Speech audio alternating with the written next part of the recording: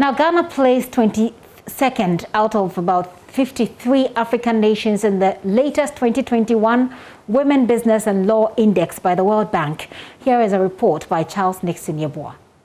Nation's score of 75% rank her sit in West Africa, but 119th globally. South Africa placed first in Africa, but 50th globally. It was followed by Zimbabwe and Cape Verde in second and third respectively. In the ECOWAS region, Togo was first in terms of advancement in women, business and law. Ivory Coast and Burkina Faso placed second and third respectively. For Ghana, it scored 100% for mobility, workplace and marriage respectively. This means a perfect score was obtained for constraints on freedom of movement, laws affecting women's decision to work, and constraints related to marriage. The lowest score of 25% was parenthood. It meant laws affecting women's work after having children were very low. The World Bank therefore called for consideration of making paid leave of at least 14 weeks available to mothers, making the government administer 100% of maternity leave benefits, among others. For pay or salary, the score was 50% for women. Again, the Bretton Woods institution wants to see reforms on laws affecting women's pay, laws affecting women's work after having children, among others. Well, the future looks bright for females aspiring to become leaders in corporate Ghana. This follows a number of them climbing to the apex of leadership in the country. Another report by Charles Nixon Yeboah. More than 2 decades ago, it was rare to find Ghanaian women in executive positions of leadership in corporate Ghana. But today, quite a number of them are leading corporate entities or playing major roles. The businesses are either conglomerate in nature or enterprises.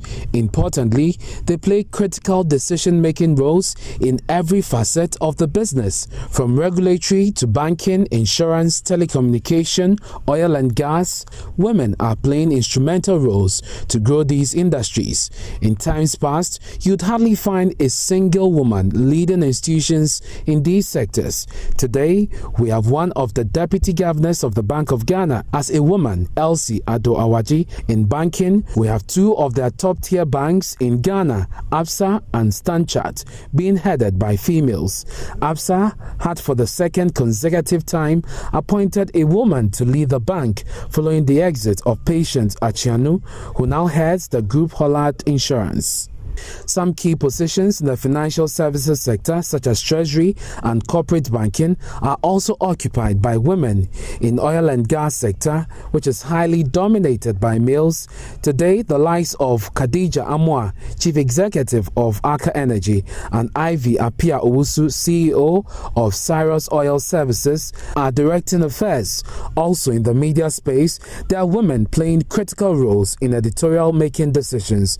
Though some women have fought hard to be at the apex of corporate Ghana, there's still more room for improvement. Charles Nixon, your voice report read to you by Ernest Menu.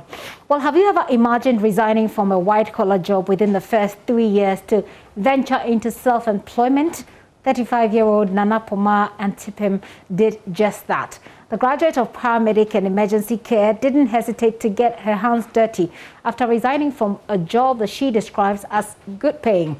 On the occasion of International Women's Day, JoyNews' Mahmoud Mohamed Nuruddin reports on the humble start of the 35-year-old woman and the challenges that she encountered in her animal husbandry business at Moso in the Asante Akim South district of the Ashanti region. My name is Nana Poma Antipim. I'm 35 years of age. I was working with National Ambulance Service as an emergency medical technician. We were at the National Ambulance Service. We did pre-hospital referrals and I was attending to emergency scenes. But for a period of 3 years, I worked with National Ambulance. But now I've quit National Ambulance Service and then I'm into piggery and then rabbitry. Her love for animals pushed her into self-employment, and she does not see herself working for anyone anymore. That is everybody and then the decision that the person will take. I want to be an entrepreneur. I want to enter into farming. and then looking at surveying and then doing some research, I think the farming, I have to just focus my attention on the farming. And because it's a labor intensive, I don't have to add up so many things to disrupt me. That is the reason why I decided to quit and then have time for this job that I'm doing. She plans to create opportunities for others. Nana Puma bought 2 pigs at 500 cedis each to start her business. She later added 8 at a cost of 6,150 cedis, and they grew to multiply. Actually, I started with only 2 pigs. And then later there was this NEP, the National Entrepreneurship and Innovative Plan project, which we took part in. Then being so good, we had some fun from there, and then we extended it. Now I have about 76 pigs, which an unfortunate incident happened. That is why I've landed up to this number. Her initial challenge was how she would survive, having risked quitting her job to start farming with the knowledge that it will take months before she earns any money. I shouldn't get less than 100,000 cedis. This job that I'm doing in the next 1 year. And the plan is to have a processing plant too. As you can see, the pens were to be 40 pens. Actually, the animals, they weren't here at first. I rented the place, they were there. We just moved them just this Thursday that we moved to this place. She had 4 employees, but they have all left. It is now difficult for her to recruit. They were 4, but now they are not here. Because you won't get permanent people to work for you here. Maybe unless it takes some time. So we are relying on the GHS students who had completed, and they too, they had to further their studies, and they've left. I pay them. But as I said, this work that I'm doing, even if you listen to people, you will not do it. In January 2020, 87 of her pigs and some sheep totaling about 100 were poisoned.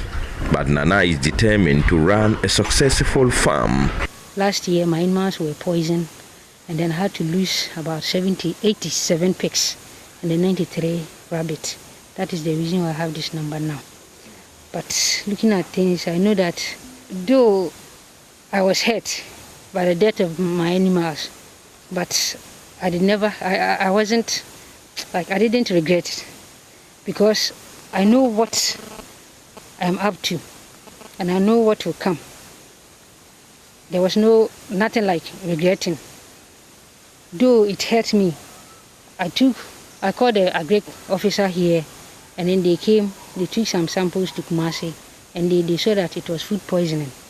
She is challenging young graduates not to search for white-collar jobs only, but venture into agriculture.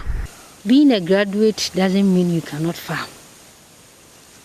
Maybe it's the person's mentality that is hurting the person. You have to do something, work. When the Almighty God created us, it was farming that we were doing, our forefathers were doing. But I think those who are afraid to also venture into that farming sector is due to funds. But whatever decision that you take, if you persevere, your dreams will come true. Yes. So they shouldn't say they are graduates, so they are not farming. They should try and farm. Because you farm, if you cannot enter into animal farming, there are a lot of farming sectors. You can enter into vegetables, crops, a whole lot. I had last 2 years, I cultivated some maize. Last year too, this place, some maize too. This year too, I've started some farms at that side. I'm still working, trying to achieve something. So farming is good. A report by Mohammed Nuruddin.